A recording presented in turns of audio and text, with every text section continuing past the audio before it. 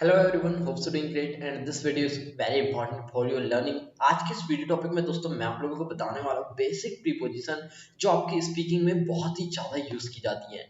अगर आप इन basic preposition को सीख जाते हैं तो आपका जो लर्निंग पैटर्न होता है एंड एक स्पीकिंग वाला जो लेवल होता है वो बहुत ही स्टैंडर्ड फॉर्म लगता है। कई बार क्या होता है हम विदाउट प्रीपोजिशन विदाउट कंजंक्शन की हेल्प से भी बोल लेते हैं, बट प्रॉब्लम इज दैट कि हम प्रॉपर वे में नहीं बोल पाते हैं। और अगर आपको प्रॉपर वे सीखना है तो आपको प्रीपोजिशन का नॉलेज होना चाहिए, ये बहुत ज्यादा इंपॉर्टेंस होता है। ओके, सो बिना टाइम को वेस्ट किए वीडियो करते हैं start. Let get start the video.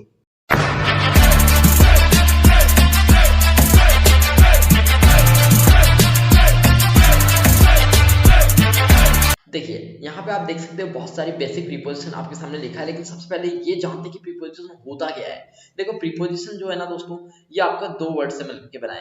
ये आपके दो वर्ड क्या क्या होते हैं ये जानिए जरा। ये होता है प्री प्लस के पोजिशन, ठीक है, प्री प्लस के पोजिशन। तो ये दोनों वर्ड का मीनिंग क्या है? प्री यानी सामने और पोजीशन मतलब कि उसकी अवस्था बताने वाला।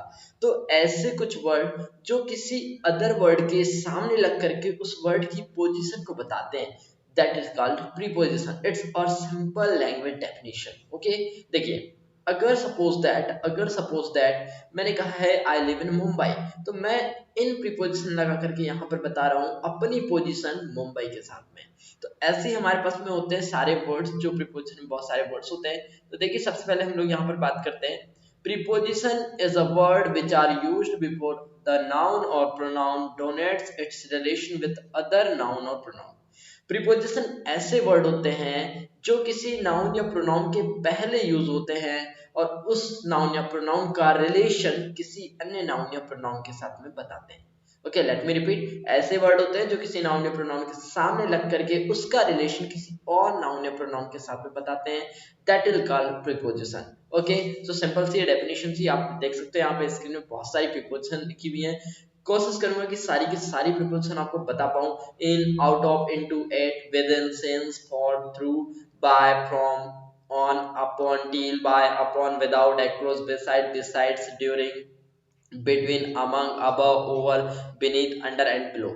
इतनी सारी प्रीपोजिशन जो है वो आपकी बहुत ज्यादा यूज की जाती है दोस्तों। तो इन्हीं को हम वन बाय वन समझने वाले हैं। एक वीडियो में तो सारी चीजें कंप्लीट नहीं होंगी और बहुत ज्यादा अगर लेंथी वीडियो बन जाता है तो फिर आप लोग भी देखना पसंद नहीं करोगे। तो मैंने सोचा है कि इसको दो पार्ट में डिवाइड करके आप लोगों को बताने वाला हूँ। तो आज के इस पार्ट में आधी प्रीपोजिशन को कंप्लीट करूंगा एंड सेकंड पार्ट में दोस्तों इसी के जस्ट आगे की प्रीपोजिशन कंप्लीट करने वाला हूँ। तो वीडियो को पूरा एंड तक देखिएगा, गारंटी करके बोलता हूँ सारा कॉन्सेप्ट यहीं पर क्लियर हो जाएगा। चलिए देखो, सबसे पहले फर्स्ट प्रीपोजिशन देखते हैं हम लोग, इन। अब देखो इन के बारे में तो ना बहुत सारे यूजेस है।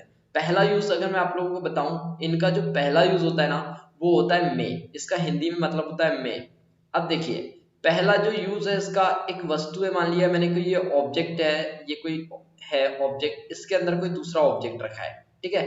तो हम कोई वस्तु किसी दूसरी वस्तु के अंदर होती है, कोई ऑब्जेक्ट किसी दूसरे ऑब्जेक्ट के अंदर होता है, तब हम वहां पर इन प्रीपोजिशन लगाते हैं।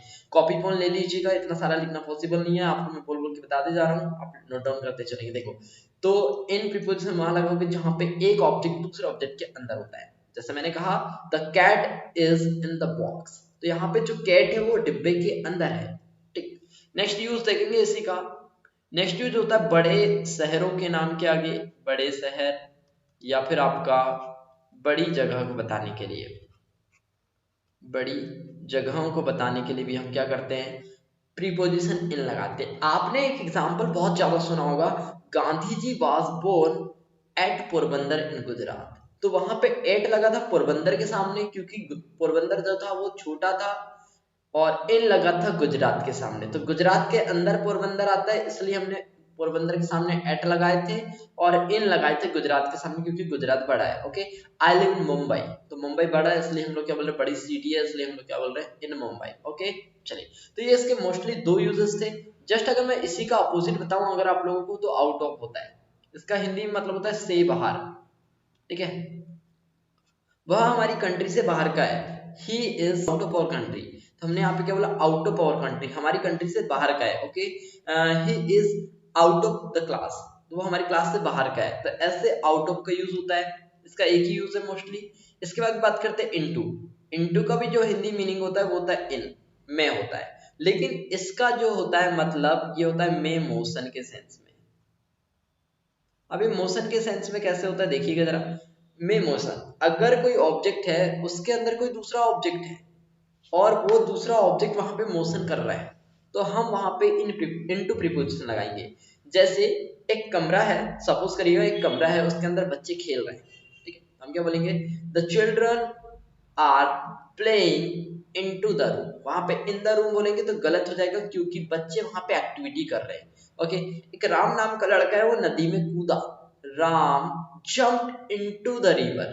वहां पे हमने इन द रिवर नहीं बोले, बिकॉज क्योंकि राम ने वहां पे कूदा तो उस नदी में अंदर एक्टिविटी किया उनने, ठीक है, वहां पे कूदा, the Ram jump into the river, नदी में कूदा, ठीक है। देखो इसका एक यूज ये होता है, और सेकंड यूज अगर इसका बताऊं मैं आप लोगों को, तो एक होता है ट्रांसलेशन या फिर क्या चेंज करने के इसमें। ओके, ट्रांसलेशन, और या फिर आप बोल सकते हो चेंज करने के फॉर्म में, ठीक है। क्या होता है कन्वर्ट करने बोल सकते हो आप लोग इसको। कैसे, आप जब भी, अगर मान लीजिए मैं एक मैजिशियन हूं और मुझे इस पेन को पेंसिल में कन्वर्ट करना है, तो मैं क्या बोलूंगा, I have changed this pen into pencil. तो मैंने इस पेन को काय में कन्वर्ट कर दिया, पेंसिल में कन्वर्ट कर दिया। नेक्स्ट हम लोगों का प्रीपोजिशन आता है एट। एट का भी जो हिंदी में मतलब होता है वो होता है में।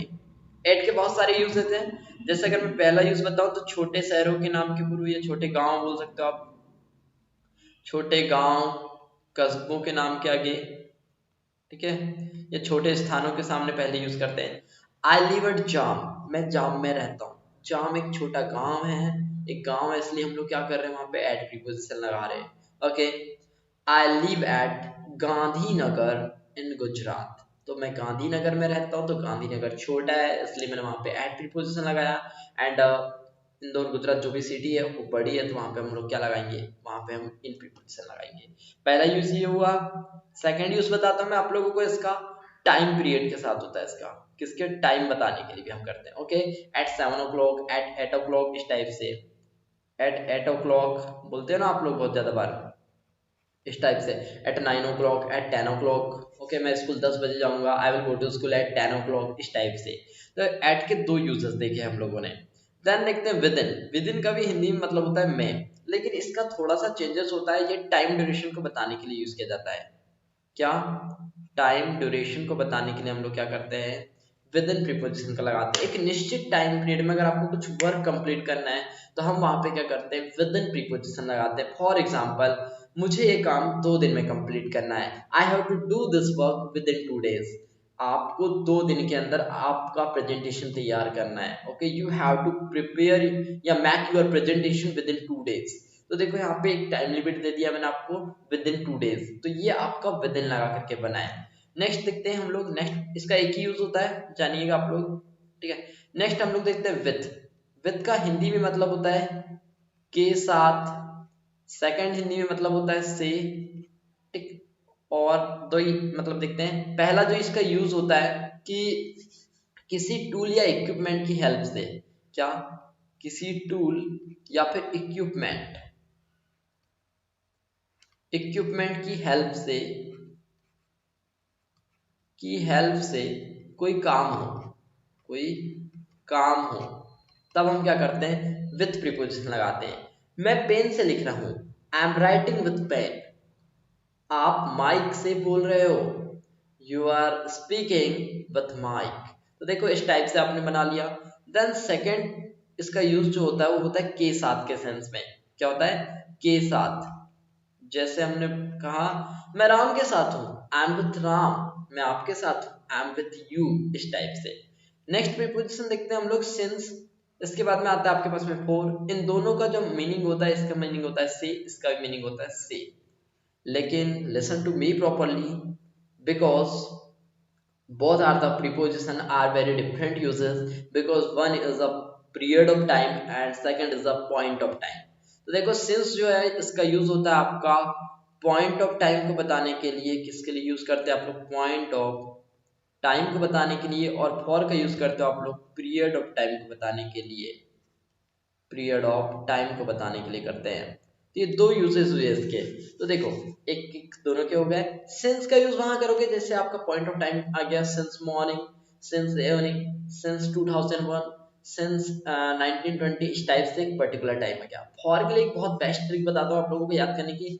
सेकंड, सेकंड से बड़ा आपका मिनट, मिनट से बड़ा आपका आवर, आवर से बड़ा आपका डे, डे से बड़ा आपका वीक, वीक से बड़ा आपका मंथ, मंथ से बड़ा आप लोगों का ईयर, ईयर से बड़ा आप लोगों का सेंचुरी। ठीक है, तो सेकेंड टू सेंचुरी तक के टाइम के साथ में, listen to me, let me repeat, second to century तक के टाइम के साथ में प्रीपोजिशन फॉर का यूज किया जाता है। और बाकी जितने भी टाइम बच गए ना, सभी के साथ में सिंस लगा देने का है। मॉर्निंग, इवनिंग, ओके, आफ्टरनून, इस टाइप से। तो ये दोनों का देख लिया हम लोगों ने। देन देखते हैं थ्रो। लोग इसको थ्रो पढ़ते हैं, लेकिन मैं आपको इसका एक्यूरेट प्रोनाउंसिएशन बताऊं, इसका जो एक्चुअली प्रोनाउंसिएशन होता है वो होता है थ्रू। क्या होता है? थ्रू। तो आज के बाद इसको क्या पढ़ना है? थ्रू पढ़ना है। ठीक है, थ्रू, थ्रू का भी मतलब क्या होता है? से। ठीक, थ्रू तो नहीं बोल देना है, थ्रू बोलना है। ठीक है, थ्रू, एक बार रिपीट करो, रिपीट करो, थ्रू। ठीक है, अब देखो थ्रू का यूज कैसे करना है। जब क्या होता है, हमारे को किसी सोर्स से कोई जानकारी पता चलती है, देखेंगे यहाँ, किसी सोर्स से जानकारी प्राप्त हो, से कुछ जानकारी प्राप्त हो,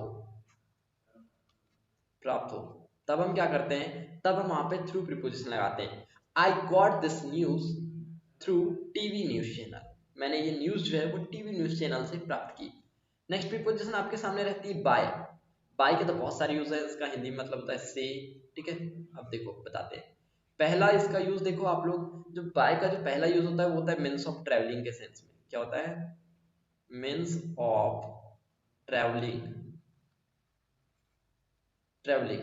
ठीक है, यहाँ पे आई जाएगा। ठीक है, देखो means of travelling, by bus, by car, by aeroplane, by sea, by motor car, जितने भी आपके ट्रेवलिंग में यूज होते हैं सभी के साथ में आपको क्या लगाना है? सभी के साथ में आपको बाय प्रीपोजिशन लगाना है। ठीक है, मैं कल दिल्ली कार से जाऊंगा, I will go to Delhi by car.